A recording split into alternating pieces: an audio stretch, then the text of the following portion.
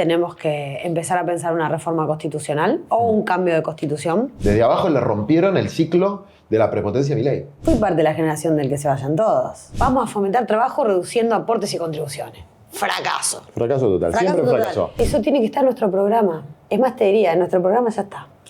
Sí, hay una discusión. En el mío ya Claro, vos sos una sindicalista ortodoxa. No me La CGT. etiquetes, no me etiquetes.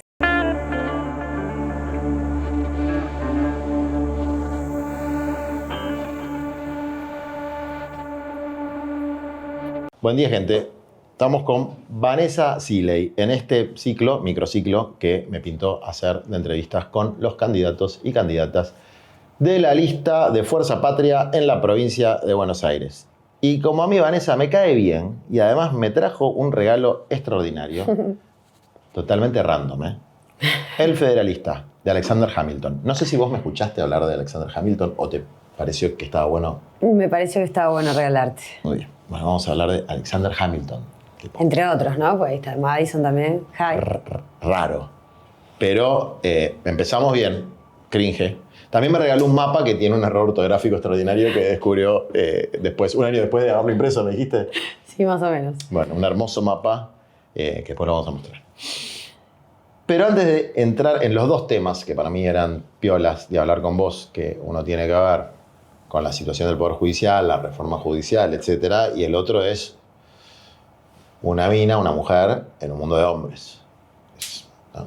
Un mundo, por lo menos, donde los hombres, hasta ahora, no hubo ninguna secretaria general de la CGT mujer, que yo sepa. Sí, hubo Rueda, ¿te acordás? En un triunvirato también. Ok, bueno, entonces eran dos temas. Reforma judicial, situación, ¿qué es el Poder Judicial? ¿Qué está mal? ¿Qué está bien? Algunas discusiones que hemos tenido alguna vez sobre exhibición del impuesto a las ganancias, qué tiene que ver eso con la situación actual, qué hay que repensar. O sea, Poder Judicial como problema institucional de la República Argentina. Sí. Y el movimiento obrero, el movimiento sindical, y tu experiencia ahí como laburante, como sindicalista y como mujer.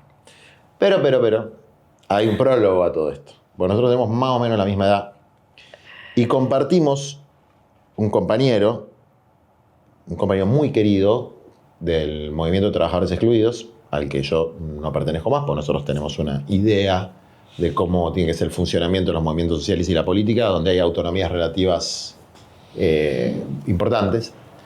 Pero este compañero Agustín Mercedino, como Vanessa, que me acaba de contar, me acabo de enterar, compartió con ella una historia que también puede ser un poco un disparador para que nos cuentes la historia de tu vida, dónde naciste, quiénes fueron tus viejos, tu casa, el comedor. Así que dale. Agustín Burgos. No, yo te digo, Okay. Lleguemos hasta Agustín Burgos. Lleguemos hasta Agustín Burgos. Pero bueno, la prehistoria, ¿querés ir? ¿De dónde naciste? No, nací en Mercedes, provincia de Buenos Aires, un pueblo a 100 kilómetros clavados de la ciudad de Buenos Aires. Históricamente, nuestra ciudad es una ciudad de empleados públicos, digamos, municipal, judicial, y bueno, docentes y demás, y del campo, digamos. Así que bueno, ahí se ubicó más o menos mi familia. Mi viejo fue peón rural, después fue laburante industrial, después nos pasó la historia de las personas de trabajo en la Argentina, ¿no? En los 80 se queda sin laburo, lo despiden de una fábrica metalúrgica y con la indemnización empezamos el camino del cuentapropismo, ¿viste? Tuvo farmacia, tuvo carnicería, no fue mal, tuvimos almacén, no fue mal, tuvimos, bueno, todo lo que se pudo emprender, se emprendía en casa, y mi vieja es docente bonaerense, hoy jubilada. También fue bibliotecaria. Ok. Sí. ¿Y vos tenías casa propia? La casa de mi vieja, Claro. que se la regaló su papá, un terreno, y ahí se fueron. De hecho, la casa de mi vieja, que es donde nos juntamos los domingos, sigue siendo la misma casa donde nos juntamos los domingos a comer asadito, o nos juntamos para los cumpleaños, juntamos para la Navidad en la misma casa. Originariamente está a 3 cuadras, por decir, o a la vuelta de un instituto, el Instituto Unzué, que era la mansión de la familia Unzué, la familia de la oligarquía argentina, que hoy descansa en la catedral, en el sótano de la catedral de Mercedes. Los mismos del Palacio Unzué.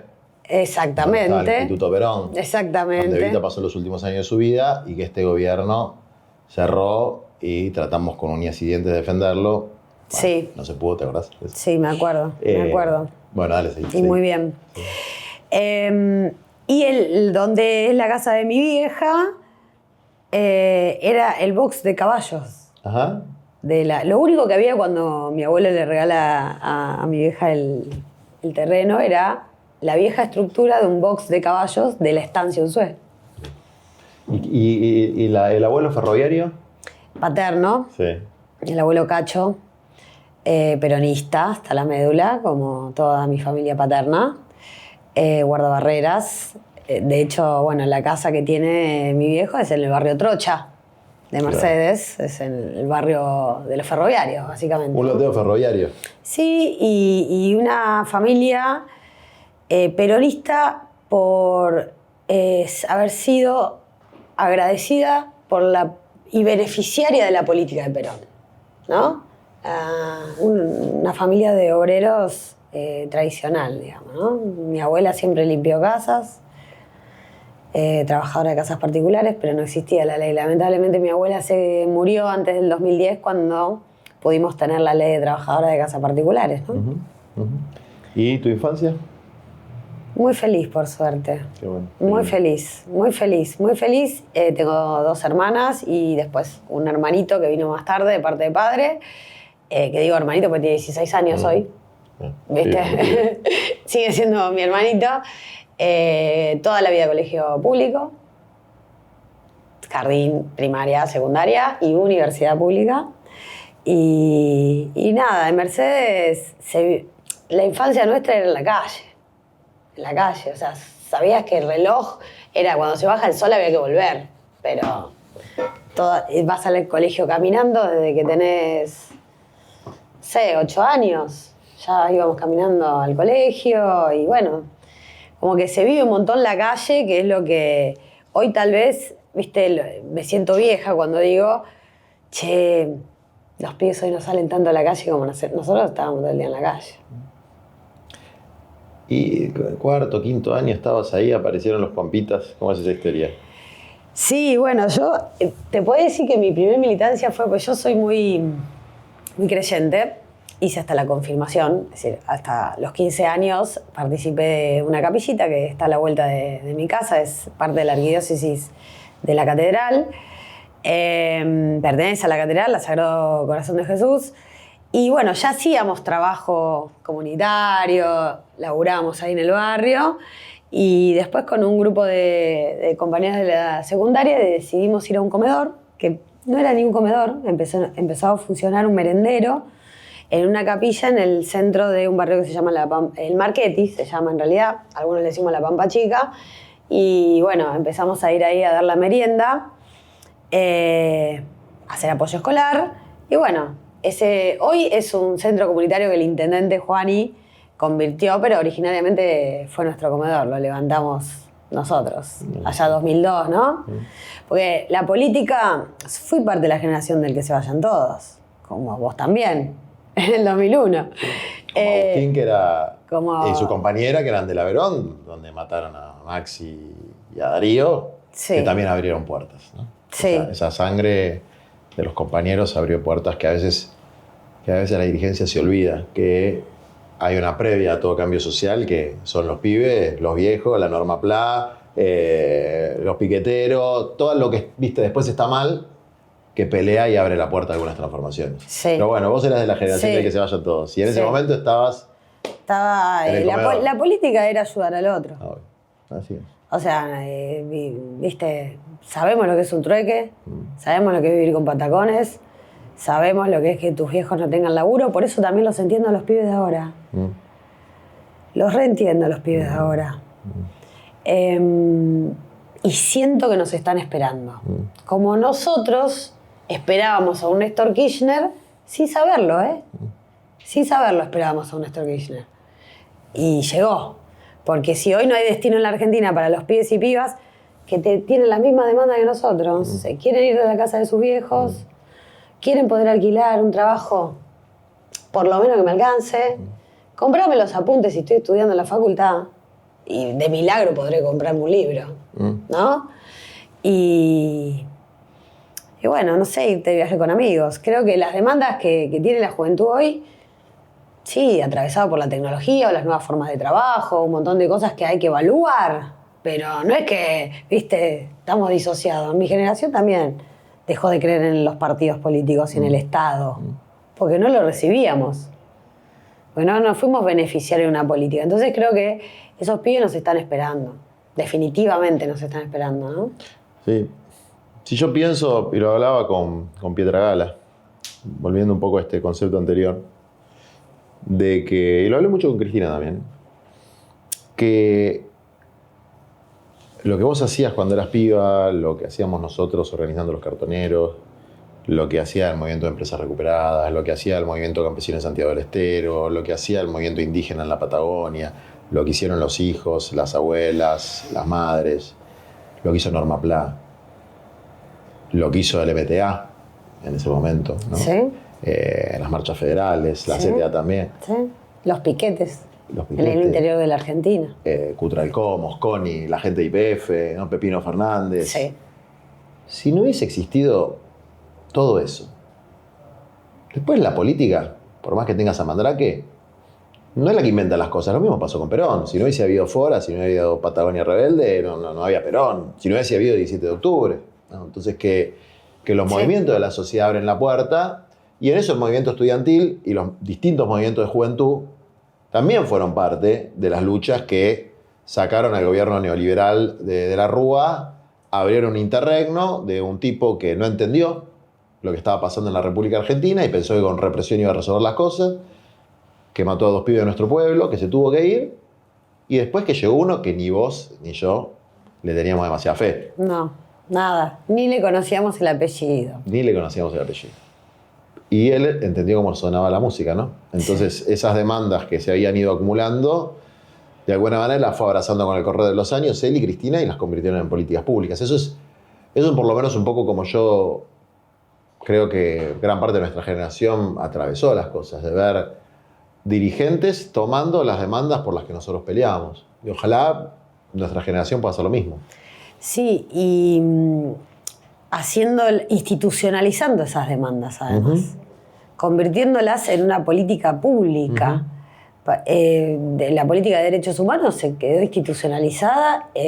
Obviamente que en este país nada es para siempre, ¿no?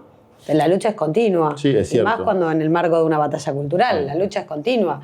Ahora, yo lo veo, eso que vos decís, que coincido, como el primer gobierno de los 12 mejores años de nuestra vida, se cimentó.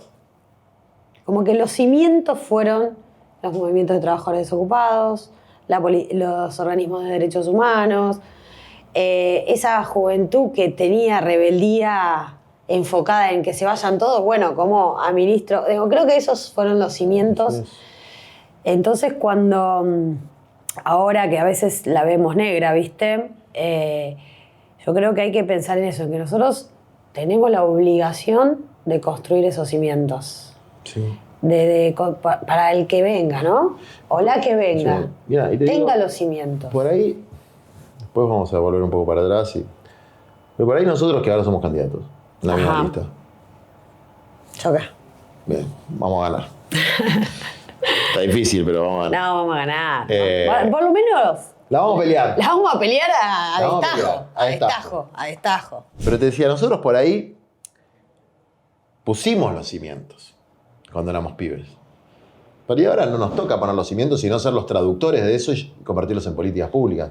Yo veo hace unos días, no sé cuándo vas a publicarse este video, pero hace unos días, se logró romper un ciclo que era lucha popular, triunfo parlamentario, veto. Eso es lo que venía pasando. Financiamiento universitario, etc. Los más rotos, los DISCA, rompieron eso. Desde abajo. Desde abajo le rompieron el ciclo de la prepotencia de Milei. Obviamente, los diputados y los senadores, gran parte de ellos, de nuestra fuerza, votaron bien, como siempre votaron bien. Pero hay otros que votaban mal y la presión del movimiento popular los hizo cambiar de idea. Sí. Y ahora tenemos una ley, la primera ley donde se le cae un veto a este sinvergüenza. Es decir, donde de alguna manera le quitamos las potestades dictatoriales, ahora vamos a hablar un poco de eso, porque la utilización abusiva de determinadas potestades, cuando ya hay una ilegitimidad manifiesta, nos sacan del ámbito democrático.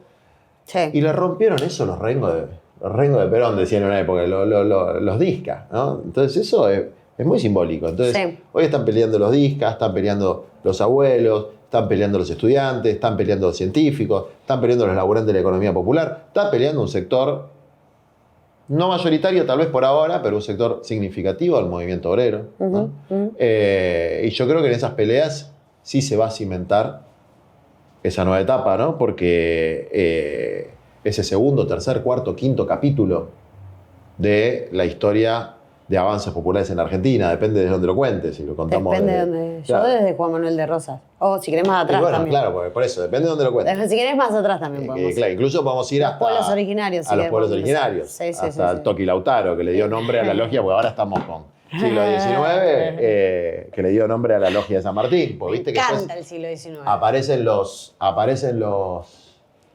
falsos nacionalistas que no entienden cómo se crea nuestra patria sobre la base del respeto a los pueblos originarios. Quiero decir algo con lo del Congreso que vos bien decís. Dos cosas. En el marco de lo de la votación de discapacidad, ese día que en la Cámara de Diputados logramos hacer una gran votación, y después también pasó al Senado, pasó algo que es muy simbólico y significativo. Por primera vez también se le rechazaron 5 decretos de los desreguladores de Sturzenegger.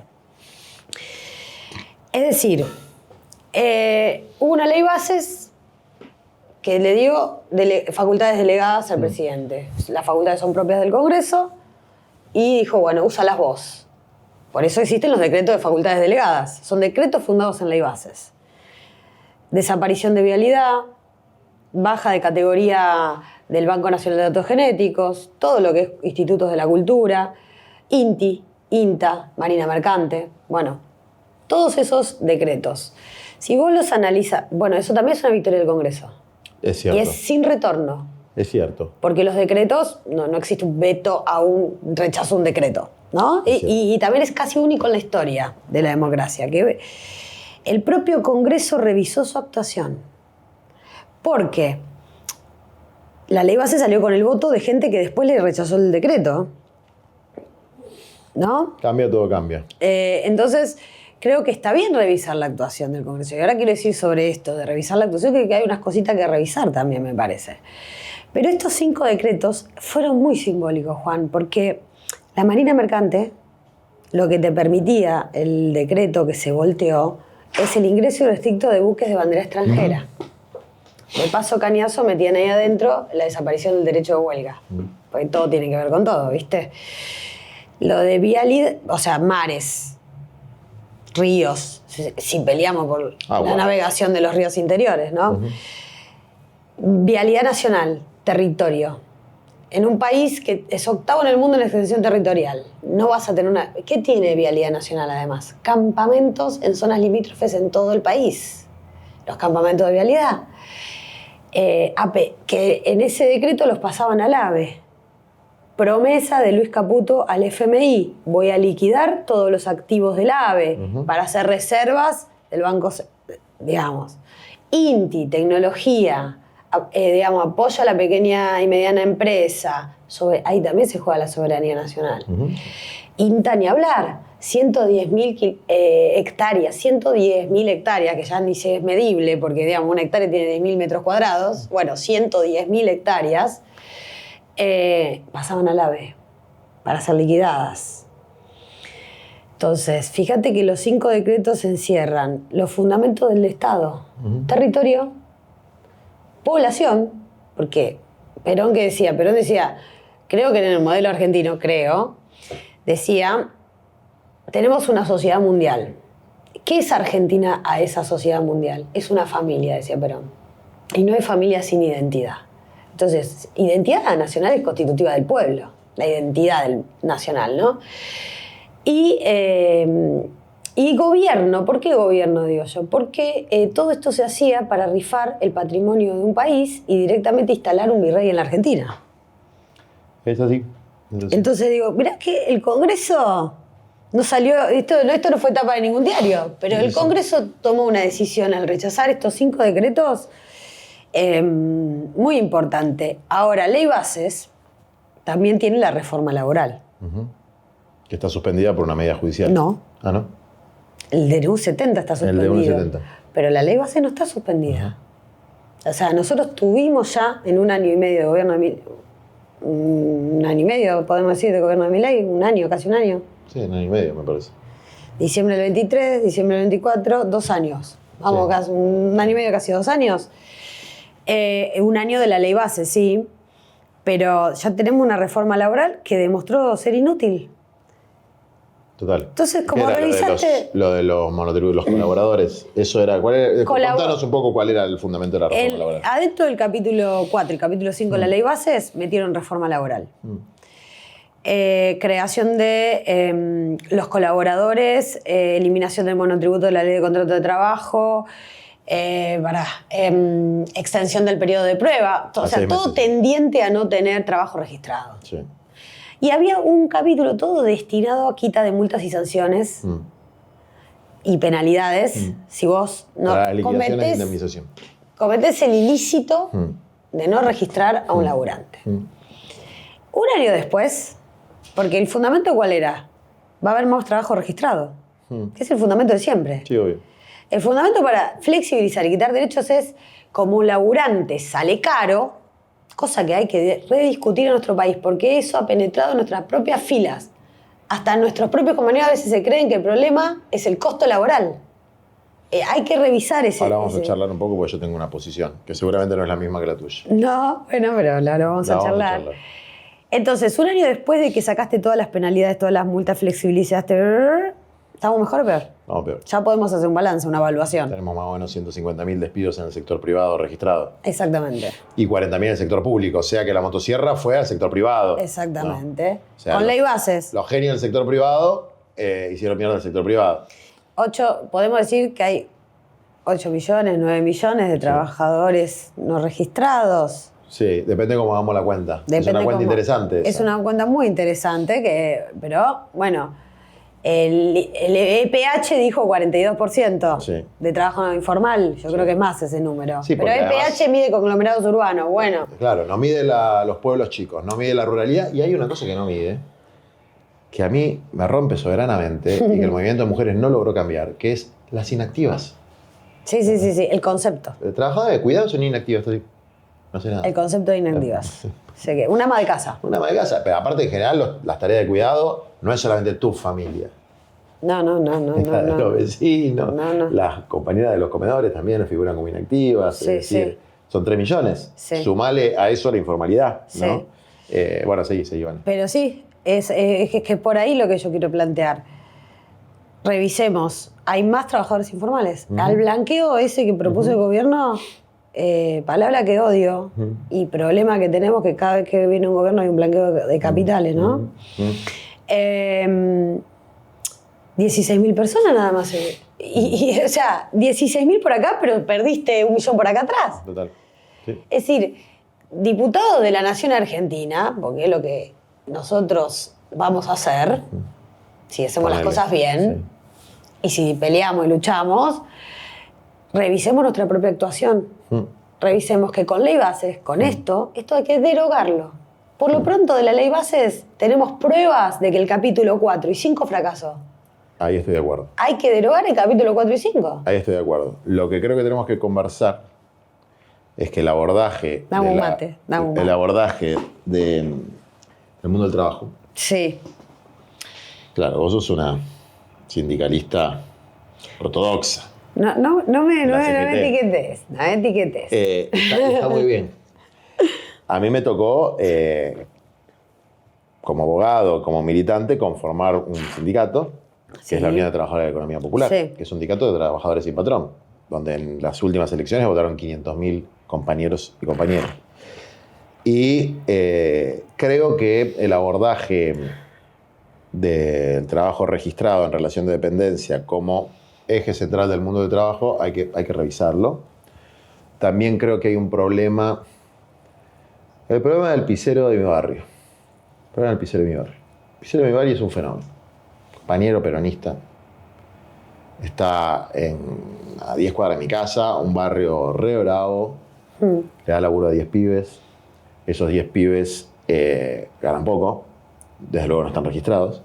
Si no están en esa pizzería, venden droga. El pisero vive al lado de los pibes que emplea. No tiene ninguna capacidad contributiva. Ninguna capacidad contributiva. Y básicamente, si algún día tiene un juicio laboral, ponerle todas las multas que quieras. ¿Y qué le van a embargar? El horno. Si no tiene nada. Entonces, en la informalidad hay una cantidad muy importante de personas que son cuentapropistas, que trabajan por cuenta propia, que es una situación, pero muchos trabajadores dependientes de gente tan pobre como ellos. Las micropymes. Bueno, ahí tenemos un tema que tenemos que ver, ¿no? Yo me acuerdo siempre que Recalde Padre, cuando yo discutía una cuestión que sigo estando convencido, los laboralistas, yo soy laboralista, hice internacional público y laboral, estamos desregulados. Y estamos desregulados a beneficio nuestro. ¿Por qué? 20% del empleado y 20% del empleador. Entonces te quedas con el 40% de la masa de la indemnización. Yo no estoy de acuerdo con eso. Me parece un abuso total de la legislación laboral. Un abuso total. No debería ser así. Esa es mi posición. Pero él, cuando discutíamos un poco esto y yo hablaba de cómo buscarle la vuelta a que la carga del pisero, de contribuciones, etcétera, no sea la misma que la de Techín, él me decía, bueno, no hay trabajadores de primera, hay trabajadores de segunda. Y mi planteo era sí, pero hay empresas multinacionales y está la pizzería de mi barrio. No sé, ¿vos qué pensás de esto? Es que, bueno, vamos a empezar por el principio. Para mí, todo cambio, tiene que ir de arriba para abajo. Salvo que vos estés haciendo, no sé, la revolución. Pero si vamos ahí a la institucionalidad, la informalidad hay que empezar a combatirla de arriba para abajo.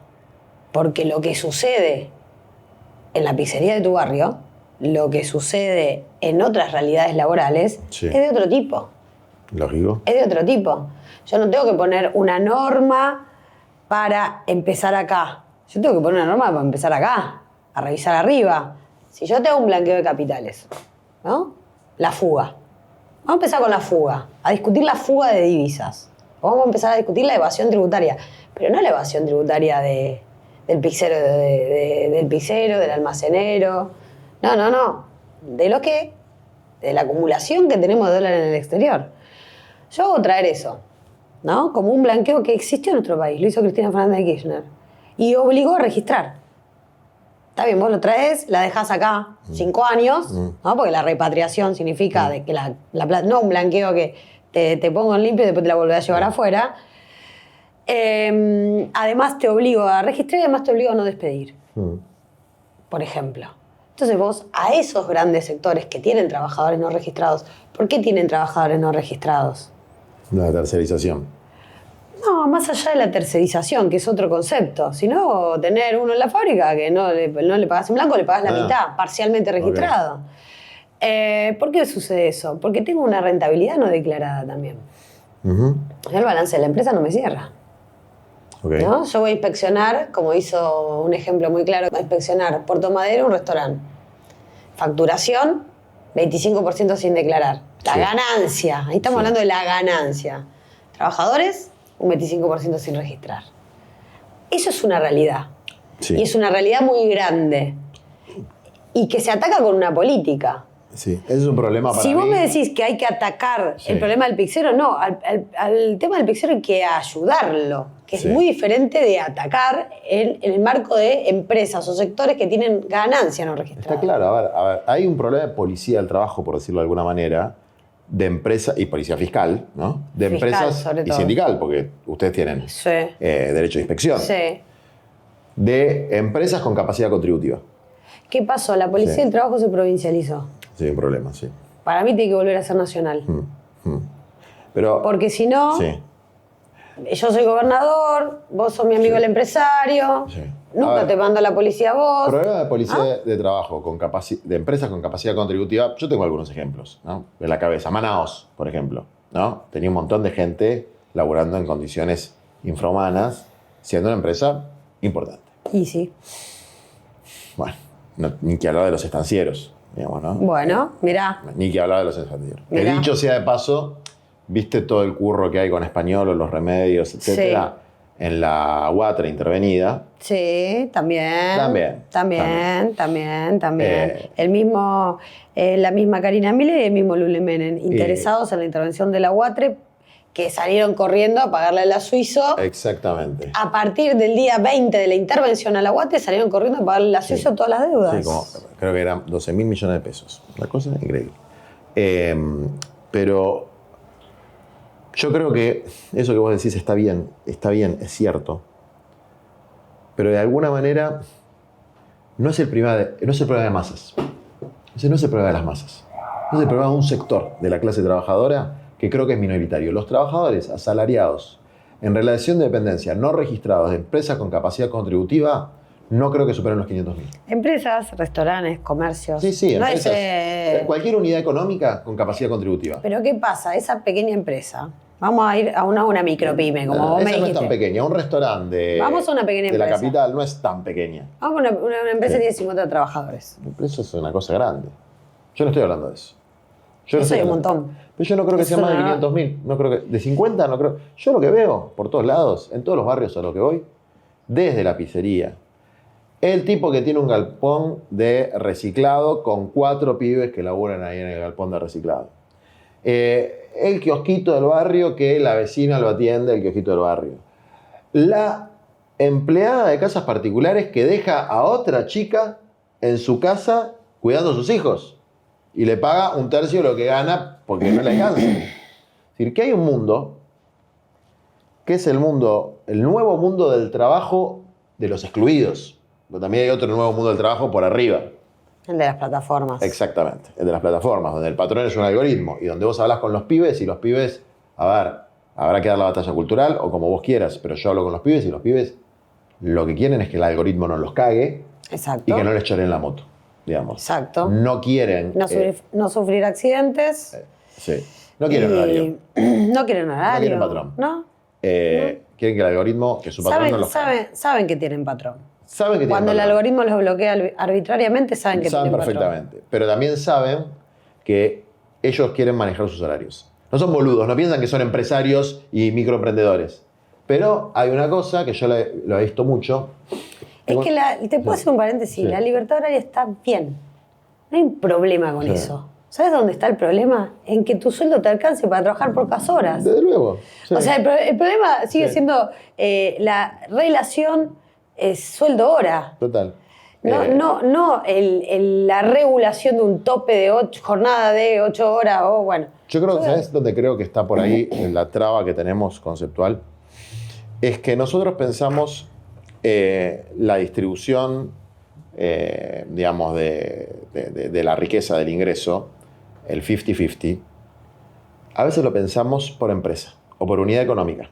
Es decir, el salario como parte de la riqueza, de los frutos del trabajo entre el sector público, el sector privado, el trabajador, en una instalación particular. Y yo creo que la única forma de ampliar los derechos de todos los trabajadores, incluidos los trabajadores de la economía popular, los cuentapropistas pobres, los trabajadores dependientes del pisero, es una distribución de la riqueza que no sea por unidad económica, que sea general. Es decir, para que te alcance el sueldo, si sos un trabajador... El ingreso universal. Una base universal. Una base universal. Y hoy, mirá, yo te escuché dar esa discusión. Perdón, me voy a atar el pelo porque me está molestando. Tu cuerpo, tu decisión. Yo no hice ninguna sugerencia, que hay otras compañeras que decían que le quedaba mejor el pelo suelto. Lo lamento. No, yo no opino. No se opina de cuerpos ajenos. ¿Vieron cómo aprendí? ¿Viste? Sí, no, te tienen entrenado. Pará, me perdí, que estábamos... Yo estaba hablando de el salario básico yo te universal escuché como un piso dar esa discusión y una que garantía. yo no les llamaría salario, sino ingreso. Después te voy a decir por qué. Pero no estoy de bueno, acuerdo. nos vamos a quedar hasta las 7 de la tarde. No, está bien, quedemos. Yo no tengo ¿Vos estás problema, apurada? hace Bueno. falta tener discusiones largas. Y aparte, si la estamos grabando, después no puedes decir, yo te dije y vos me dijiste. Claro, va a total. quedar todo registrado. Todo registrado. Todo registrado. Y además uno se puede equivocar y puede cambiar de idea. O lo puede convencer el otro. Siempre. Capaz que te convenzo, y la capaz que me intención, convences y la vos. intención que vos tenés y la que yo tengo va a ser convencernos. Así Desde que, luego. yo comparto eso. ¿Sabes por qué lo comparto? No en términos de conceptualmente salario, pero ya es una discusión teórica, doctrinaria, que tal vez es infructuosa incluso darla. Pero creo que en un sistema de valorización financiera como el que estamos atravesando, sine qua non, hay que buscar la forma de distribuir esa riqueza. Uh-huh. No la vas a poder distribuir en la puja capital-trabajo. A eso me refería, no me salió bien el Entonces, yo comparto ese planteo y creo que eso tiene que estar en nuestro programa. Es más, te diría, en nuestro programa ya está. Sí, hay una discusión. En el mío ya en los nuestros ya está. Hay una discusión con otros compañeros que creo que no terminan de estudiar, pues después puede haber debates, las características de la cuarta revolución industrial y de la financiarización de la economía, y por ahí hay una especie de sueño de reindustrialización con pleno empleo que yo veo que no va a suceder, aunque quisiéramos, y tampoco sé si es lo que el pueblo Yo quiere. no lo sé a eso. El devenir, yo no clausuraría ningún tipo de devenir, porque nosotros tenemos que pujar por la tecnificación y la industrialización. Sí. Ahora, va de suyo que la inteligencia artificial, la nanotecnología, los procesos de digitalización, etcétera, etcétera, hacen que este mate, Sí. como producto, se haga con menos cantidad de personas Esto es a así. un ritmo sumamente más rápido. Sí. Esto está pasando en todo tipo, esto es transversal, Sí, ¿no? sí. Porque cuando se habla de nuevas relaciones laborales, yo te puedo decir nuevos empleos, Mm. que tampoco sé si repartir comida es algo nuevo, ¿no? ¿No? El reparto. Pero, De hecho. y también te puedo decir viejos empleos con nuevas relaciones laborales. Sí. Es otro análisis. Ahora, esa realidad nosotros la tenemos que fomentar y propiciar. Desde luego, es así. Ahora, que eso va a generar miles de cientos de puestos de trabajo, no. Entonces, la discusión y la lucha por el capital tiene que venir asociada por, además de un ingreso, lo que yo creo un ingreso universal, por una disputa del reparto del tiempo, que es una lucha más vieja Que la escarapela. que la escarapela. Bueno, las 8 horas. 8 horas para laburar, 8 horas para polillar y 8 horas para ser feliz, O sea, para vivir. el 1 de mayo fueron los mártires de Chicago peleando por la reducción de la jornada laboral. El 8 de marzo, Día de la Mujer Trabajadora, las obreras textiles de Cotton peleaban por la reducción de la jornada laboral. Es decir, la lucha por el tiempo. Nadie nos puede decir que somos unos locos, unas locas, por plantear hoy la disputa del tiempo. Sí, estoy Cuando de acuerdo. todo se aceleró mucho más. Entonces creo que en materia laboral, además de un buen diagnóstico, que es lo que hace falta, porque a veces partimos de diagnósticos equivocados, entonces yo me voy por decir, yo me como el verso de las usinas del poder de JP Morgan y te digo que un trabajador sale caro, entonces te digo, vamos a fomentar trabajo reduciendo aportes y contribuciones. Fracaso. Fracaso total, siempre total. fracasó. Ahora, si parto de otro análisis, digo, la rentabilidad no declarada, la realidad económica en torno a un sistema instaladísimo e internacional de valorización financiera, y voy analizando esto que vos aportás, lo que yo aporte y demás, voy a tener una solución para esto, una solución para esto, Es así. una solución para esto otro.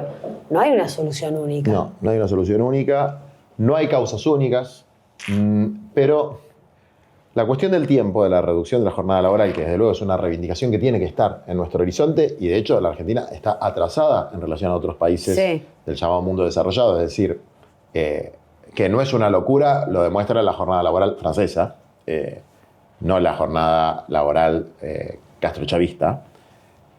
Es decir, ahí hay mucha tela para cortar. Yo quiero decirte por qué para mí es importante que sea un salario básico universal y no un ingreso básico universal. Yo no conozco a nadie, salvo a una pequeña clase ociosa de hijos de ricos.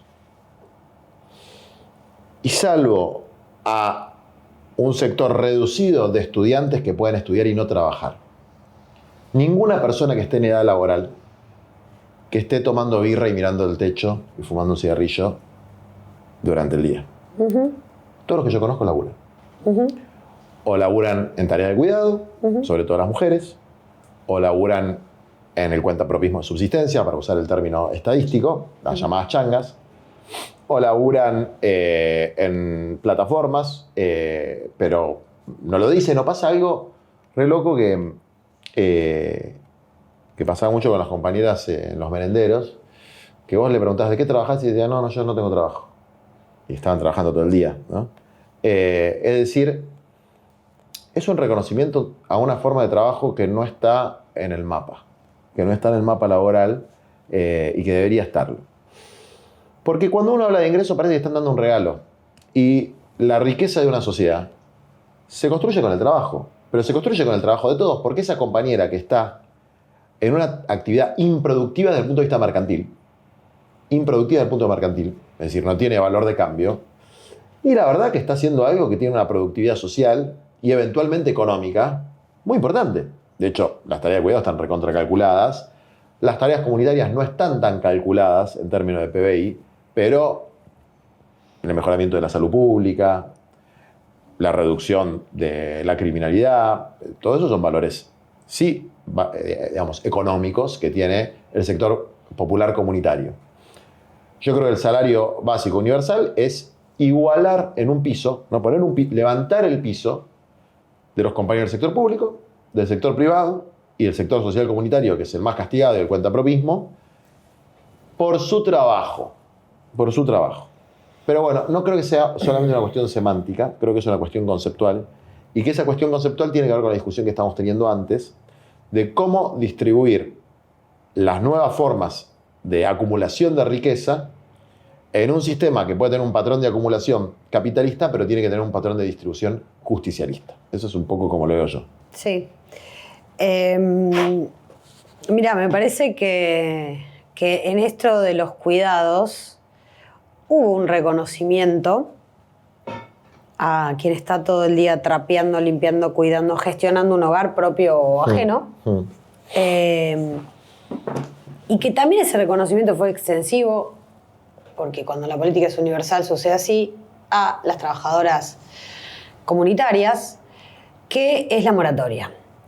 Ahora, fíjate que es un reconocimiento del Estado ex post, es decir, en edad jubilatoria. Total. Fíjate qué lejos estamos de plantear, ¿por qué digo que lejos? Ahora te voy a decir por qué digo que lejos, el reconocimiento de esa realidad en edad activa. Total. ¿No? Que es lo que vos estás planteando y a lo cual suscribo. Pero la moratoria fue una política de reconocer todo ese laburo, capaz sin conceptualizarlo como lo estamos conceptualizando ahora, pero sabiamente el pueblo le puso la jubilación de amas de casa. Sí. El pueblo que tiene en el trazo grueso de esa sabiduría superior, ¿no? Entonces, la jubilación de amas de casa es un reconocimiento ex post a todo lo que vos acabas de decir. Es decir, para el Estado, con un sistema de moratoria, te dice que vos sí tuviste un aporte a la creación y gestación de la riqueza de un país. Así es. Y que por ende se te tiene que retribuir eso. El otro día lo escuchaba a José Luis Esper decir que que obviamente eran chorros los que pretendían ser jubilados sin nunca haber aportado. En una cosmovisión claramente modelo José Luis Esper de la vida, es decir, sumamente mercantilista y sumamente ignorante, pero además atravesada por odio. Yo creo que ese tipo de personajes, no te digo odian a la mujer, pero en particular al ama de casa. No lo puede concebir que una mina que se pueda arruinar su cuerpo con varices, con dolores de cintura, con dolores de espalda y llegar hasta la muerte por las dolencias físicas que significa poner el cuerpo de la manera que se pone cuando se cuida, se trabaja en un hogar, se limpia. Es un tipo que directamente desprecia al hombre de trabajo, pero odia particularmente a las amas de casa. Yo creo que ahí también se dan dos fenómenos psicológicos, no me quiero correr del tema, pero en el caso de Esper, El primero es un fenómeno de proyección, que es, ve chorros en todos lados porque está viendo un espejo de lo que es él. Pues Pert es un criminal. Es un tipo financiado por el narco, cosa que vamos a ir demostrando sucesivamente, que es parte de una organización transnacional de blanqueo de activos y de distribución de cocaína. Entonces ve un delincuente, se fue en una motito abrazada de un señor que tiene unas cuantas causas, ¿no? Y después que tiene un tema que pasa de masculinidad. Huir así típico de odiador de mujeres, disculpame. Masculinidad frágil, me dijeron el otro día. La primera vez que lo escucho, pero masculinidad frágil. Pero bueno, viste, cuando ya cruzás determinado límite y tenés las manos manchadas de sangre, hiciste tanto daño, no sé, que sea feliz en un pabellón. Ahí también hay que hacer un trabajo, que también después vamos a hablar porque tiene que ver con tu gremio. Con tu gremio. Pero esto que vos decías del reconocimiento ex post con la moratoria, te voy a contar dos. Una cosa, un recuerdo que tengo de que en La razón de mi vida, Evita decía, anticipándose a todo esto, a la discusión del salario básico universal, que toda ama de casa debía recibir por lo menos el equivalente a un salario mínimo. Por lo cual, infiero que por lo menos hay un sector que desde la perspectiva de Evita tiene que estar cubierto por el trabajo de toda la sociedad. Porque están haciendo un trabajo sin el cual el resto no podría trabajar, ¿no? Eso creo que es un punto, estamos hablando hace muchos, muchos años. Muchos años. Bueno, pionera Evita como siempre. Que a mí me encanta Madison, Hamilton, pero los criterios de justicia que estableció Evita en la Argentina son muy superiores. Otro tema, son dos temas distintos. Al de la filosofía clásica. Después, si quieres, hablamos un poco. De hecho, Delia Parodi, en el 55, 2 meses antes de que caiga el golpe y la detengan y vaya presa, es la primera en presentar el proyecto de ley para la creación del régimen de la trabajadora doméstica, lo llamó ella, Delia Parodi. Claro. Vino el golpe de Estado, nunca se pudo hacer. Mirá el agujero negro de la historia hasta llegar al 2010. Sí, total. ¿No? Lo que es interrumpir un proceso popular. Bueno, pero estamos de acuerdo con que acá hay una discusión. Primero, un diagnóstico que no es común, que nosotros podemos tener un diagnóstico parecido, pero que no hay una discusión profunda sobre el mundo de trabajo en este momento de la historia, ni cómo abordar los distintos problemas que tienen los distintos segmentos de la clase trabajadora, donde el principal es que, por lo menos al 60%, no más del 60%, esté en relación de dependencia, esté en la economía popular, esté en el cuentapropismo informal, esté registrado o no esté registrado, esté en la casa, no le alcanza plata. No le alcanza la plata. Hoy es el tema. Y ahí yo tengo otro tema que me parece que es algo que tenemos que trabajar mucho con los sindicatos, que es a la mayoría de los compañeros y compañeras nuestras, por lo menos 1/3 de su salario es el tributo que tienen que pagar por no tener una vivienda, ¿no? El alquiler es una forma de servidumbre. Vos tenés que pagar un tributo de la mitad de tu tiempo de trabajo, 1/3 de tu tiempo de trabajo, de ese tiempo que tenés que pasar laburando. Y si lo ves de la manera inversa, si nosotros resolviéramos el problema de la vivienda, hay a través del salario indirecto, digamos, un aumento del 30 al 40% del ingreso real de nuestros compañeros y compañeras. Creo que también es un eje que desde el Congreso se puede trabajar, como se dio la Ley de Integración Sociourbana, y que tiene que ver con lo que vos estabas planteando, que son las 150.000 hectáreas del INTI. Toda la traza de las autopistas nacionales, ¿no? Lo que está a la izquierda y lo que está a la derecha. Como terrenos federales. Los terrenos federales. Hay 40.000 kilómetros de ruta. Todo lo que está al costado son 40.000 kilómetros de ruta. Rutas nacionales, ¿no? Bueno, la autopista Presidente Perón, que la dejó Milei inconclusa, cuarto cordón del conurbano. ¿Qué pasa ahí? Que uno termina viendo country villa, porque no termina de haber una política de acceso a la tierra para vivir. Ni siquiera te hablo a la tierra para producir, como hacen los compañeros pequeños productores que nos dan la lechuga a vos y a mí y no tienen tierra propia y tienen una ley de arrendamiento rural de la dictadura, porque la de Perón eran 7 años, ahora son 3 y sin vivienda. Pero creo que ahí también hay una cuestión de que todos los que tienen representación social y política, se les pasa un poco el tema. por abajo del radar. Hay temas que viste que pasan por abajo del radar. ¿Por qué? Creo yo. Esta es mi teoría. El 99% tiene vivienda. Y el 50% es propietario de viviendas que alquila. Entonces, viste, como la mente va por donde los pies caminan, a veces hay cosas que se te escapan del radar. Y yo creo que este es un tema que se escapa del radar. Y me acuerdo que Cristina le dijo a Alberto, esto me lo contó el primer día, o sea, no me lo contó después, que una gran deuda de su gobierno había sido la vivienda y que él tenía que ser el presidente de la vivienda.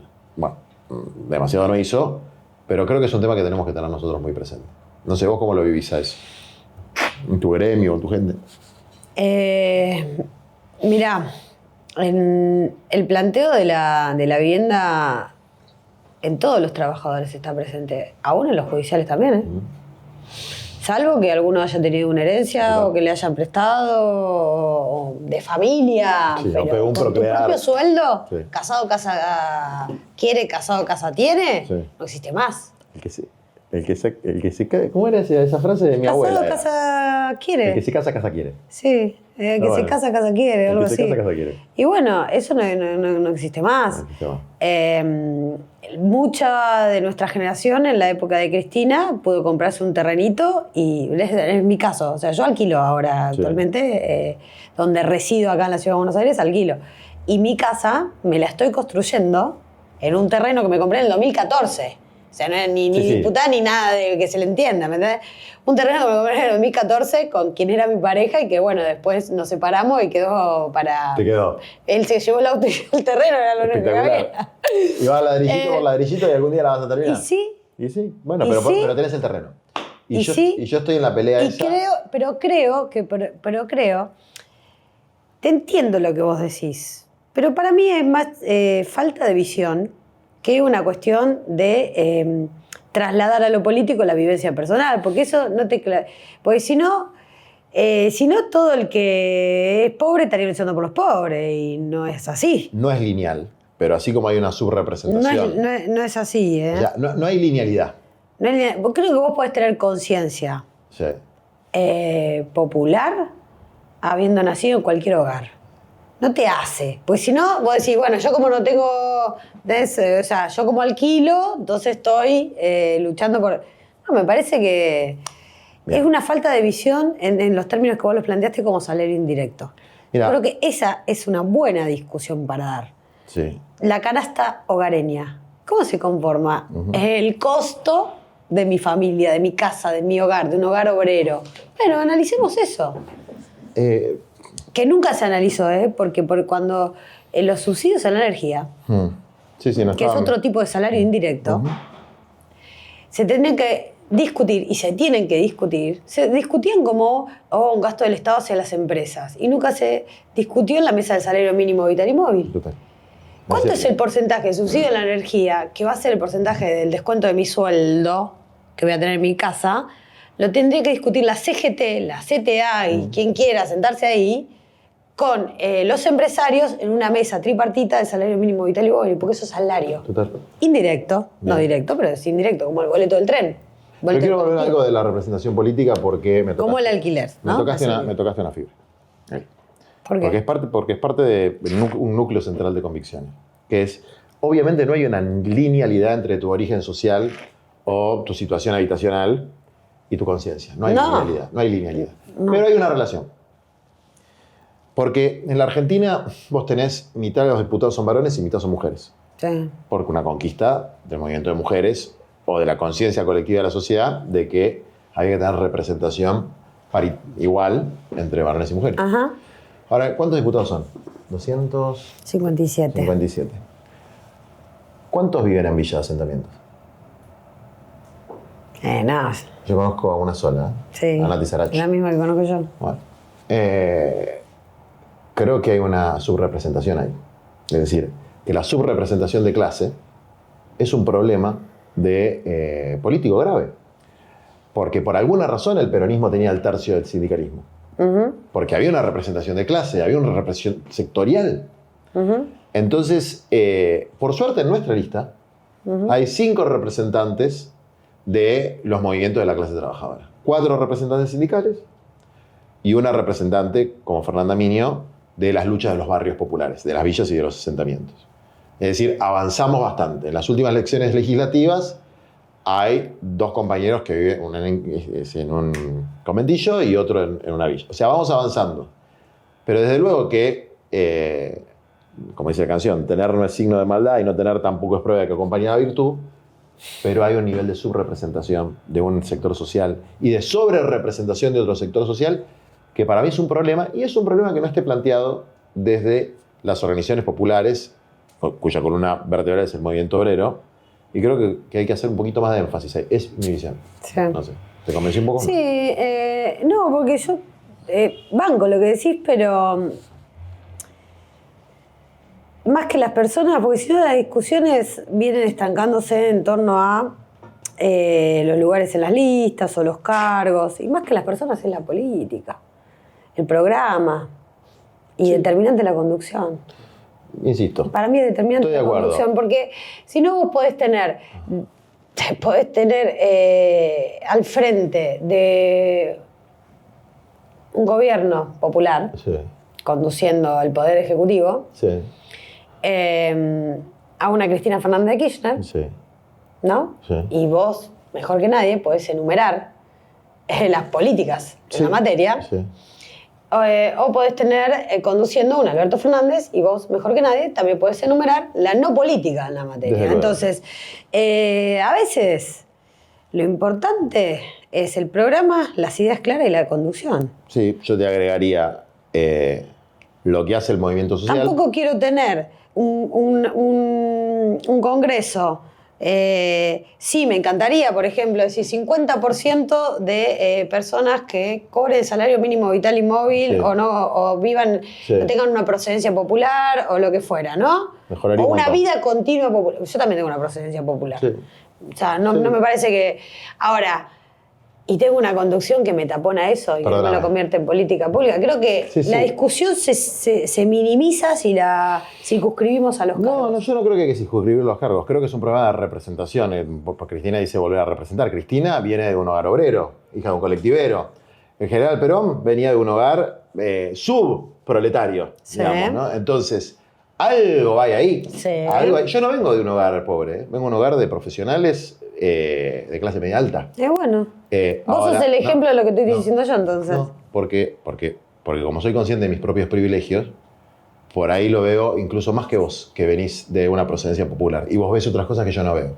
Mirá, Evo Morales, Sí. Lula, Sí. fueron los mejores presidentes junto a Cristina de América Latina. Para Sí. mí. Ninguno tenía secundario completo. Algo tiene que ver con la representación, tu propia historia. Y no es un problema de personas, es un problema de efectivamente cómo fuiste configurando tu conciencia. Claro. Entonces, yo sí creo que hay una cuestión de cómo fue capturada, secuestrada la política Sí. por el credencialismo, es decir, por la clase media profesional para arriba. Y hay un tema ahí. Pero bueno, no es ni el único y tal vez no es el más importante, pero es un tema. La conducción, el programa, la comunidad organizada, pero también la representación política de los sectores sociales. Ahí me parece que hay un tema que en esta lista nuestra me parece que está bastante piola.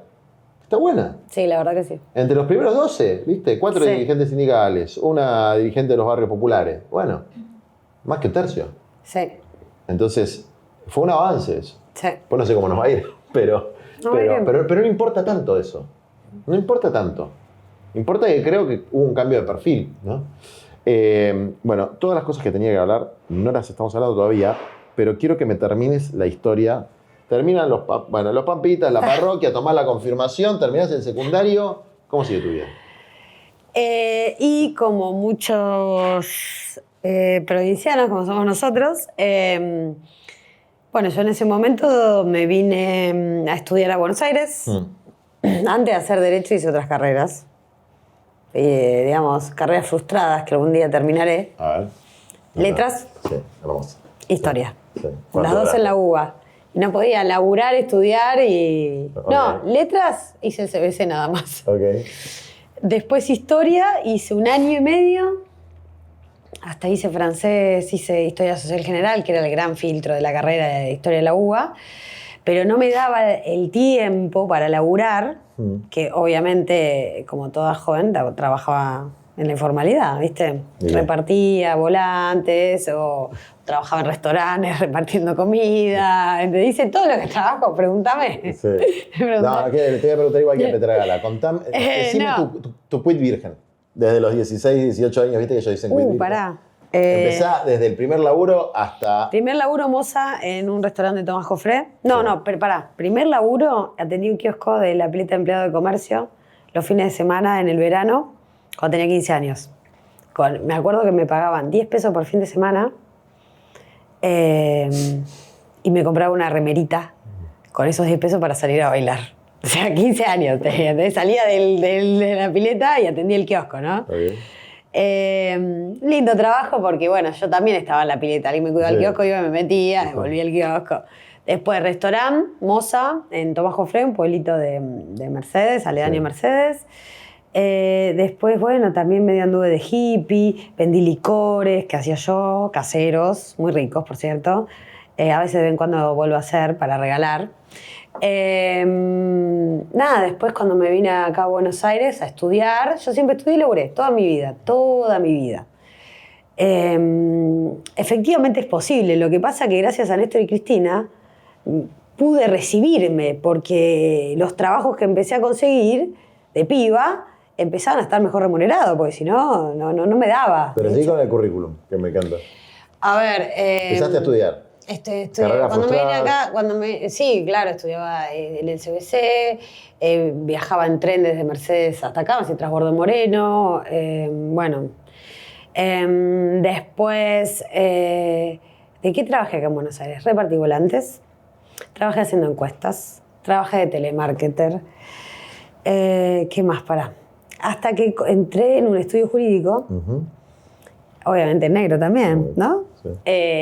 Porque una vecina del departamento donde yo vivía con un novio, estaba hablando de 2005, tenía un estudio jurídico. Y yo me la crucé en el ascensor y le dije, necesitas a alguien para que haga algo. Yo quería salir, quería conseguir algo mejor, ¿me entendés?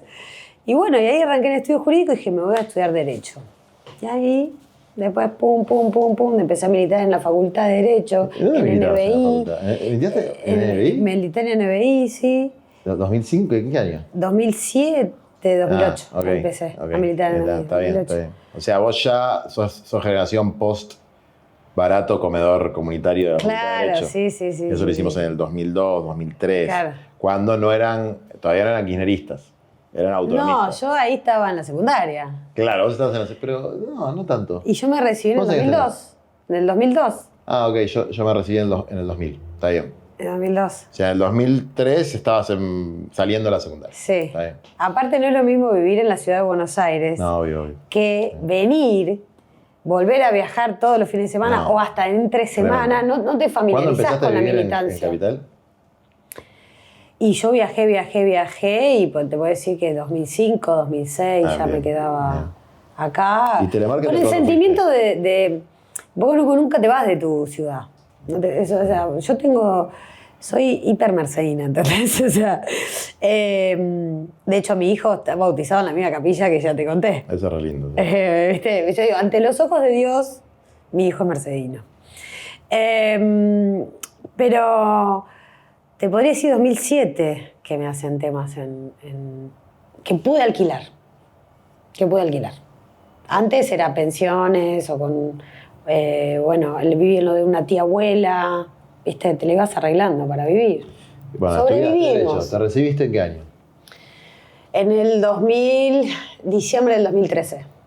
Rápido. ¿Hiciste rápido? Sí, hice rápido. De hecho, el último año de mi carrera estaba embarazada. Así que dije, yo antes que nazca la criatura me tengo que recibir. Metí libre, metí curso de verano, me la pasé todo el año estudiando. Ya era secretaria general de la seccional de... Yo asumí como secretaria general de la seccional de la Unión de Empleados de la Justicia de la Nación de Cava en el 2011. Bien. En 2011. ¿Qué tenías? 27, sí. Y... 20... Sí, ¿Y en dónde laburabas en ese momento? 26 años. ¿En dónde laburabas? Y ahí ya había entrado a trabajar al Poder Judicial. En 2008 empecé a trabajar en el Poder Judicial. ¿En dónde? En el Ministerio Público de la Defensa. Hacía laburos descentralizados en toda la zona de Parque Patricio, Villa Zabaleta, Laguna 11-14. ¿Y qué categoría, hasta qué categoría llegaste? Digamos, ¿qué categoría sos ahora? La baja es auxiliar administrativo, escribiente. ¿Sos escribiente ahora? Soy escribiente, sí. ¿Sos escribiente? Sí.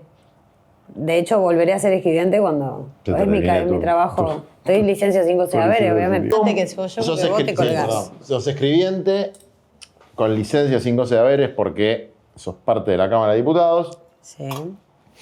Hacemos una reflexión, por favor, de dirigente sindical en un mundo, pues yo pensaba sindicalista en un mundo de hombres, me corregiste muy bien, de que no, hay un montón de mujeres sindicalistas, pero, secretarias generales no hay tantas, habíamos dicho. Claro.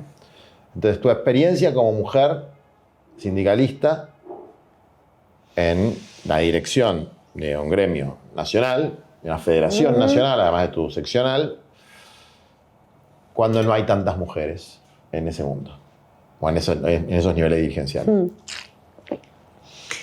Me tocó la suerte, capaz, de conocer compañeros que tal vez no son la cúpula de la CGT, ¿me entendés? Sí. Pero me tocó la suerte de conocer compañeros de dirigentes sindicales que incluso a veces son menos machistas que los compañeros de la política.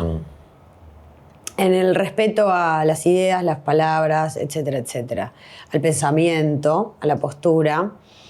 Hay un respeto de los compañeros del movimiento obrero si vos, fuiste electo en tu gremio. Bueno. Después hay de todo, como en todos lados. Sí. Y de hecho, con algunos sectores más conservadores, si se quiere, del mundo sindical, mi problema es no que ser mujer, sino mi pertenencia política. Claro. Ser kirchnerista. Además, encima mujer, pendeja, etcétera, etcétera. Pendeja para el target etario, ¿no? Porque Sí. yo no me siento una pendeja. Bueno, pero hace 15 años, ¿cuándo asumiste como secretaria sí. general? Y ahí sí era. Y eras medio pendeja. Era pendejita, sí. Pero bueno, creo que el problema de las mujeres en un mundo de hombres muchas veces se le achaca al movimiento obrero y no tanto. Estamos hablando del sector registrado ahora, ¿no? Sí. No tanto el empresario. Sí. Entonces, un sindicato debe ser el fiel reflejo del universo que debe representar. Nos enseñaron en la facultad, ¿o no? Sí. ¿No? En la teoría de la ley de asociaciones sindicales. Sí, el ámbito personal y si yo espacial. soy metalúrgico, de la construcción, del ferrocarril, etcétera, etcétera, Sos chabón. pero mi universo a representar está compuesto por varones. Total. Entonces, se le exige a veces a la organización lo que no se le exige al patrón. Tampoco. Digo, a nadie. ¿Entendés? Sí, Entonces, está bien. yo quiero que haya mujeres en los sindicatos. Y para eso necesito que haya mujeres en un ingreso diversificado a las actividades laborales.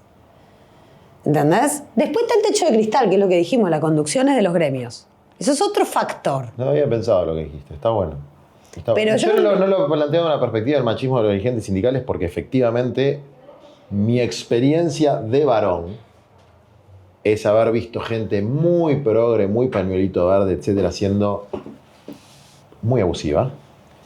Y gente muy conservadora, muy hombre, siendo muy respetuosa, ¿no?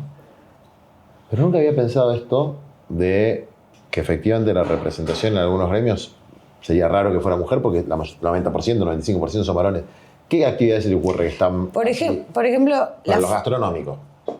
Pero por ejemplo, la fórmula de 30% de representación en los gremios, siempre y cuando en el universo haya 30% de mujeres, es acertada. Sí. Después vos podés elevar esto y decir, quiero 50% de los gremios, pero tenés que elevar consecuentemente que haya un 50% en el universo a representar. Creo que eso es algún aporte que las mujeres sindicalistas hicimos al feminismo. Porque si en el nacimiento del Ni Una Menos no hubiera existido un puente construido por compañeras de los sindicatos con las compañeras del feminismo, No tengo pruebas, pero no tengo dudas, y tal vez es contrafáctico, pero no tengo dudas de que ni una menos hubiera marchado a Sopardo. No tengo dudas de eso. Pasa que eso los compañeros dirigentes de la CGT no te lo van a agradecer nunca, ni menos te lo van a reconocer. Pero la existencia, en el 2016, el nacimiento de mujeres sindicalistas, que no es marca registrada, que no es una agrupación, sino que fue una buena idea, y que como toda buena idea triunfa cuando se expande y otro se la apropia, ahí es cuando tu idea triunfó. Tuvo un rol histórico y una misión histórica, que fue, construir la agenda del trabajo en los feminismos también, ¿me entendés? Que eso no se vuelva en contra de la organización de los trabajadores. Está muy bueno. Y además, a los propios gremios, la existencia de mujeres sindicalistas los fortaleció. Los hizo más fuerte a los gremios la existencia de mujeres sindicalistas. Bueno, después el devenir de las cosas llevó a que la CGT reforme su estatuto, para mí de una forma muy equivocada, que fue para... pusieron, en vez del 50% de los cargos o una participación mayor de las mujeres en la conducción, en el consejo directivo de la CGT, pusieron que cada gremio podía tener un varón y una mujer. ¿Como secretario general? ¿Con secretarios? Como miembros del consejo directivo de la CGT. Está bien. ¿Entonces? Entonces... No sé, decime vos sos de la CGT. Sí. A la UTEP todavía no lo autorizaron. Pero a mí tampoco me dejaron entrar todavía. Okay. Yo analizo desde afuera, en este caso, en este supuesto. Soy una observadora. No estás confederada. No estamos confederados porque hemos hecho el ingreso vía papel, y estamos esperando que los trámites caminen alguna vez, no sé, ojalá, Dios quiera, algún día. He dado unas discusiones con los compañeros dirigentes sindicales y yo creo que con la nueva conducción de la CGT espero que tengamos más apertura a eso, porque por lo que me dicen es una generación nueva. Yo entiendo, hay cuestiones que son generacionales. Hay cuestiones que son generacionales. Ojalá, y para mí está bueno. Está buena la apuesta. Mira, al principio de la mañana y al final del día me hace muy feliz ayudar a los laburantes. Si vos decís, ¿a qué me quiero dedicar nada más? Yo en el gremio llego, y también no son los problemas de mi gremio. El que no es bueno en su gremio tampoco puede andar diciendo que haya que ser bueno en otro lado, ¿no? Pero a mí resolverle un problema a un laburante, a mí me hace feliz. ¿Entendés? Y el mundo del trabajo en la Argentina nos distingue en el mundo. A nosotros es nuestra marca registrada. Entonces me parece a mí que me apasiona. Después creo en los proyectos. De llegar a ningún lado solo sirve de nada. La Argentina necesita cambios importantes, ¿no? Grandes cambios. En el plano socioeconómico, en el plano geopolítico y en el plano institucional. El Poder Judicial, división de poderes, Montesquieu, acá me trajo este libro que me encanta que me lo haya traído, porque es verdad, como dice ella, copiamos y pegamos un poco la Constitución norteamericana, pero ni copia ni calco, decía Mariátegui. División de poderes. Bueno, uno de los tres que tenemos acá es el Poder Judicial. Que yo soy abogado, pero además como ciudadano, veo que anda medio mal arriba, en el medio y abajo. Eso es lo que yo veo. Arriba con una Corte Suprema que es un mamarracho, de 3 chabones, 2 designados por decreto, aunque ya han sido confirmados. Y abajo, con una falta de acceso a la justicia para una porción gigantesca de nuestro pueblo, en temas muy, muy sencillos, que van desde un problema vecinal hasta una situación de cuota alimentaria. ¿Qué hay que hacer? Primero, cambiar la Corte Suprema. Para mí es lo fundamental. Si vos revisás la historia de los gobiernos populares, o podemos hablar de dos, si querés, o la historia de los gobiernos en general, pero podemos hablar de dos, del de Perón y el comienzo del kirchnerismo con Néstor. El primer año de gobierno, Perón, el primer año de gobierno, mandó a juicio político a 4 de los 5 miembros de la Corte Suprema. Al año, no había completado un año, ya había cambiado la Corte Suprema. Néstor Carlos Kirchner, con él sucedió exactamente lo mismo. Yo me acuerdo, cuando nosotros hicimos el juicio político en el año 2023, después te voy a decir lo que pienso sobre el juicio político que nosotros llevamos adelante,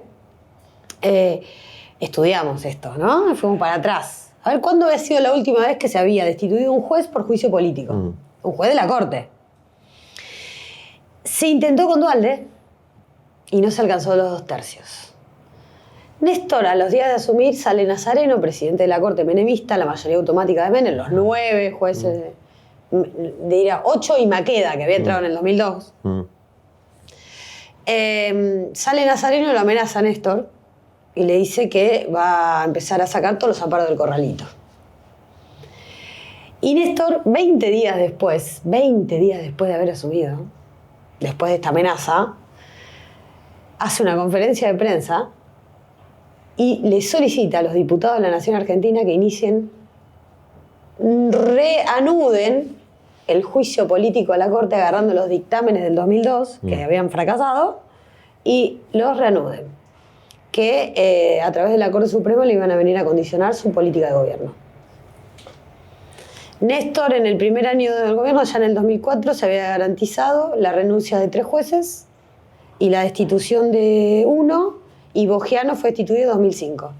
Pero ya ahí encima había hecho un procedimiento, el decreto 222, de transparentar, porque ¿qué le decían a Néstor? Ahora vas a poner a los tuyos. No, lo de Néstor Kirchner fue...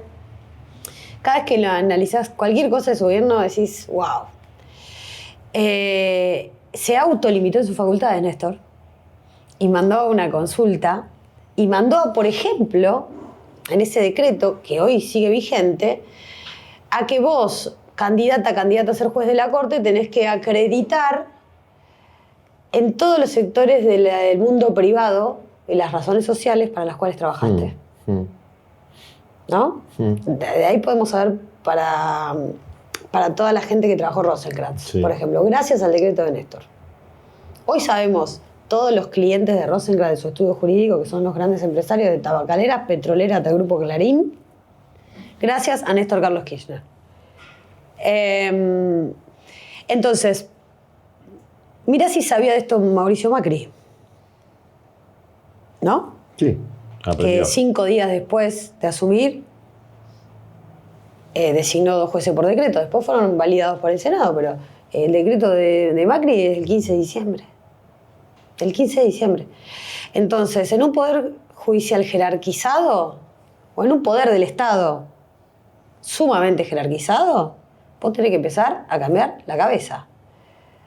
Porque va de suyo que cualquier cambio que vos venga a continuación de eso, o de una política pública, o de una ley, o de una norma, va a ser bloqueado desde un poder judicial que hoy está cooptado absolutamente por el poder económico.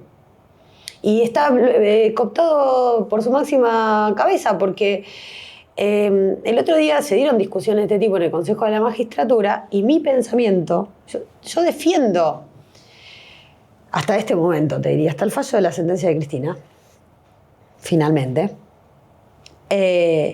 ciertas características que el común de la política y de mi espacio político llama privilegios del Poder Judicial, ¿no? Por eso te regalé ese libro.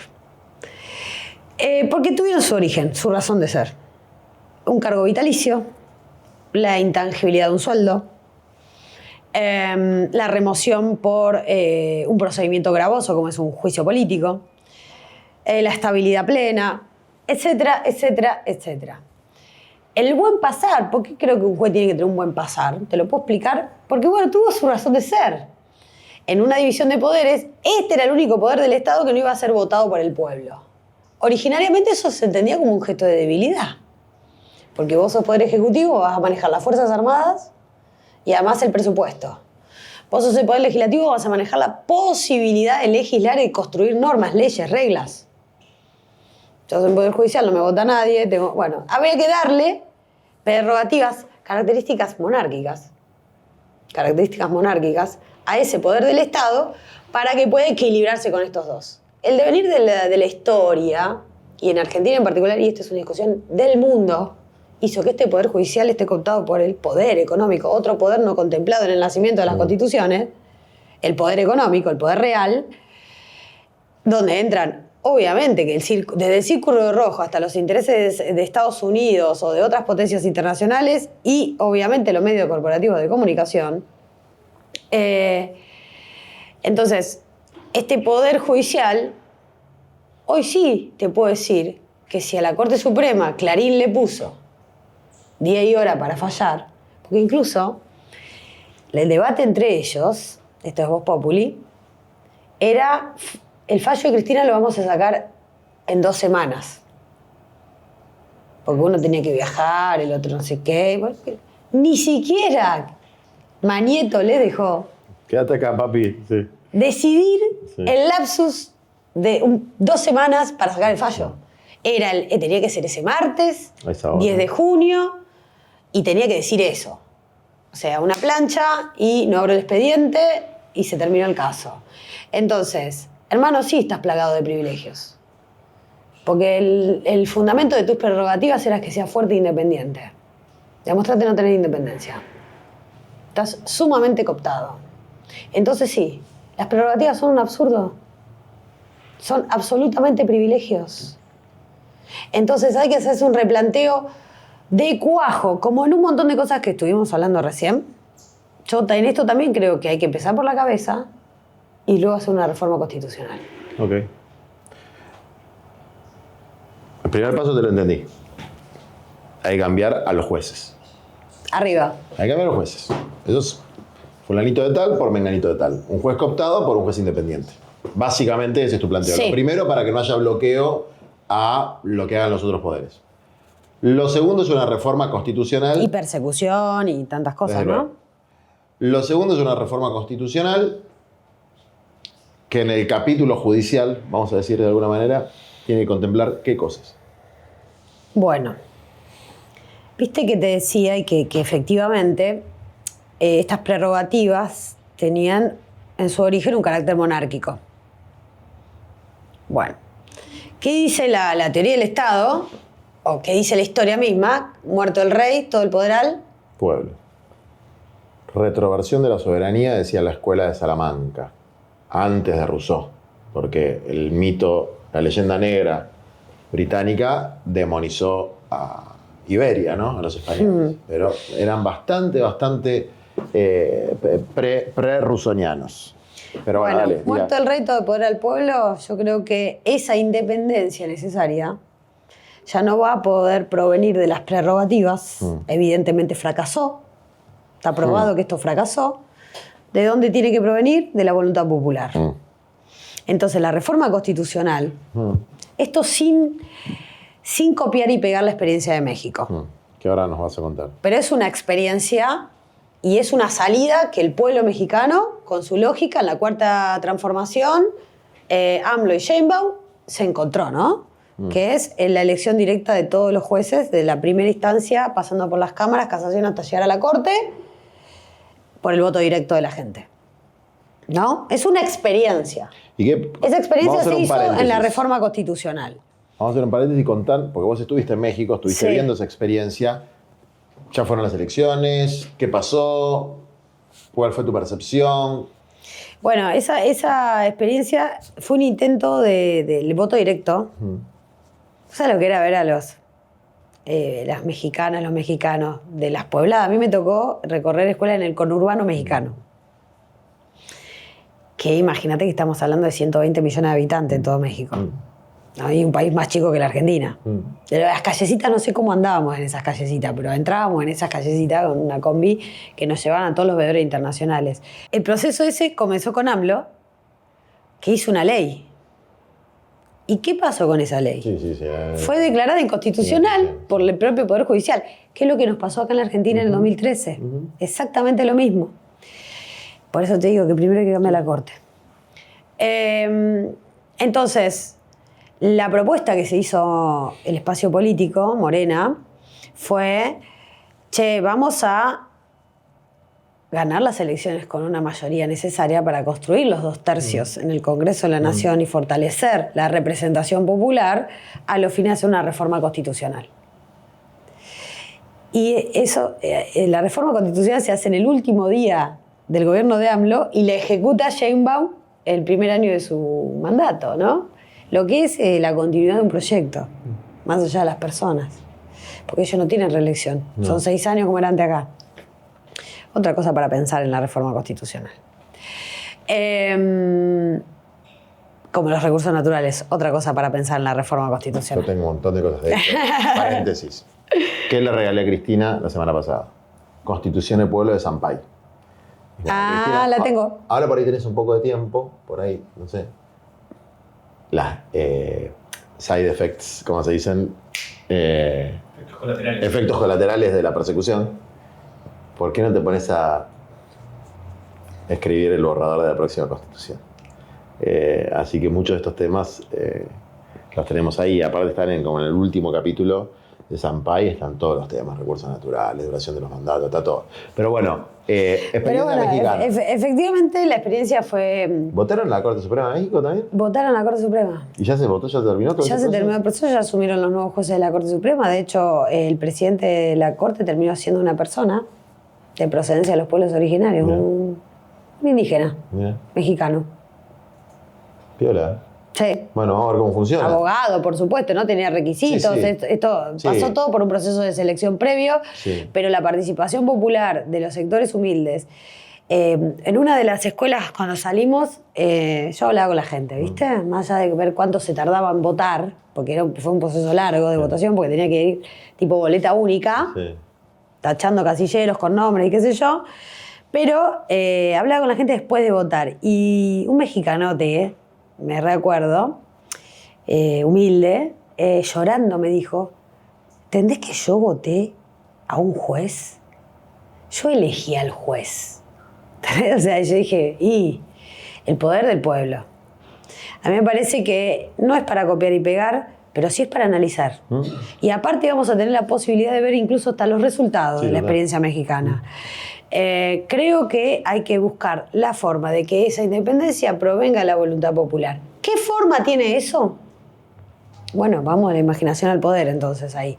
Tenemos que encontrar la forma en que la experiencia popular, traducida en una revisión de esos cargos, traducida de alguna manera, en participar dentro del Poder Judicial. Yo firmemente creo eso. Y te voy a decir algo.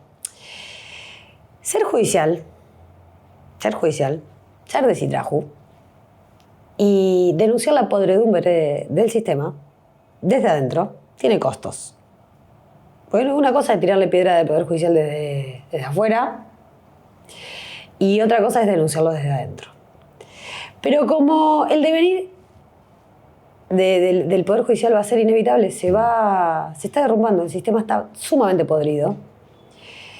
Lo que nuestros compañeros resolvimos en el sindicato, en la federación, es ser parte de lo nuevo que vayan a hacer y no de lo viejo que se va a morir indefectiblemente, que es lo que va a pasar con este sistema. Yo el otro día estuve viendo cuántos jueces federales hay, creo que son como 700 y pico. Sí. Entonces pensaba... Hay 1/3 de vacantes. Hay vacantes. Decía, a ver, hombres y mujeres, es una pregunta que te hago, hombres y mujeres, abogados, sí, comprometidos con la justicia, más allá de su procedencia ideológica, política, etc. Es decir, que van a resolver casos conforme a la ley, a la equidad, a los principios generales de derecho, como el juramento de la Facultad de Derecho es tan lindo, pero el otro día le entregué el título a un hijo de un cartonero. Yo no me acordaba, ¿viste? Pero es jurás por la dignidad de las personas y los derechos humanos. O sea, te vas al infierno, ¿sí? Pues jurás sobre los evangelios si elegiste esa fórmula. Sí, elegiste los evangelios. Es muy fuerte eso, habría que ponerlo en valor ese juramento. Pero digo, esas vacantes que están y las que va a haber cuando se haga un proceso de remoción de toda la podredumbre. ¿Existen cuadros preparados para ocuparla a nivel federal y a nivel de las provincias y a nivel de las fiscalías, etcétera? Sí. ¿Vos lo tenés más o menos mapeado eso? Yo creo que existen y sobran cuadros para ocupar esos lugares. Ahora, el proceso de selección del Consejo de la Magistratura es sumamente expulsivo. No, la del Consejo de la Magistratura, órgano que integrás, entiendo. Órgano que integro, por supuesto. Sí. Por eso hablo con conocimiento de causa. Total, también allí. Es que hay que hacer más o menos lo que Milei quería hacer con el Banco Central. ¿O no? Sí. Ok. Pará. Pero entonces ni hablemos del Consejo de la Magistratura. No, porque pero ¿cómo? ¿Por qué hoy esos cuadros que vos decís no están en los cargos? Ni siquiera cerca de poder tener chances. ¿Por qué? Porque la exigencia del proceso de selección de magistrados en materia de antecedentes, vos tenés que escribir libros, hay todo un sistema montado, preparado por la propia corporación para que vos, por más que hayas hecho un examen pésimo, Sí. nos pasa mucho a las mujeres, nos van muy bien en el examen Y después te cagan y con muy los mal antecedentes. en los antecedentes. Porque el sistema está armado para que vos... Yo tengo la editorial de la revista que te publico tu libro y además te hago que escribas este artículo. Sí. Y además, si además vos tenés una cátedra y sos titular, también tenés más puntos, más puntos, más puntos. Los puntos No de los pasa solo en el Poder antecedentes... Judicial, ¿eh? Pasa también. Bueno, yo te digo, Sí, en sí. en la educación pública pasa también.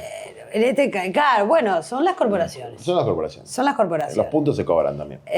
Y se le da los puntos. Entonces ahí también tenés un primer filtro. Está bueno lo que decís. Igual creo Sí. que es un... Bueno, mi pregunta era otra. Y la quiero reiterar. No hay que hacer una copia ni un calco de México, pero tiene que haber instancia de participación del soberano, Sí. del pueblo soberano, al que la claudicación de la nobleza judicial devenida en oligarquía degradada y decadente, esa claudicación hace que vuelva a la soberanía del pueblo y que el pueblo tenga que elegir a sus magistrados con un método que todavía no tenemos muy claro, que tiene que ser democrático, pero por ahí no es el mismo que México. Básicamente ese es tu planteo. Sí, mira, Néstor encontró con este decreto 222 una forma de participación del pueblo donde invitaba a impugnar o a criticar o a participar de alguna manera a las organizaciones de la vida social, a las organizaciones libres del pueblo, a los futuros jueces, cuando él propuso a una corte de fuste, ¿no? Que desde Argibay, Zaffaroni, y ninguno era kirchnerista. De hecho, Argibay, hasta los últimos días de su vida, nunca quiso ni a Néstor ni a Cristina, digamos. Esto es Vox Populi también.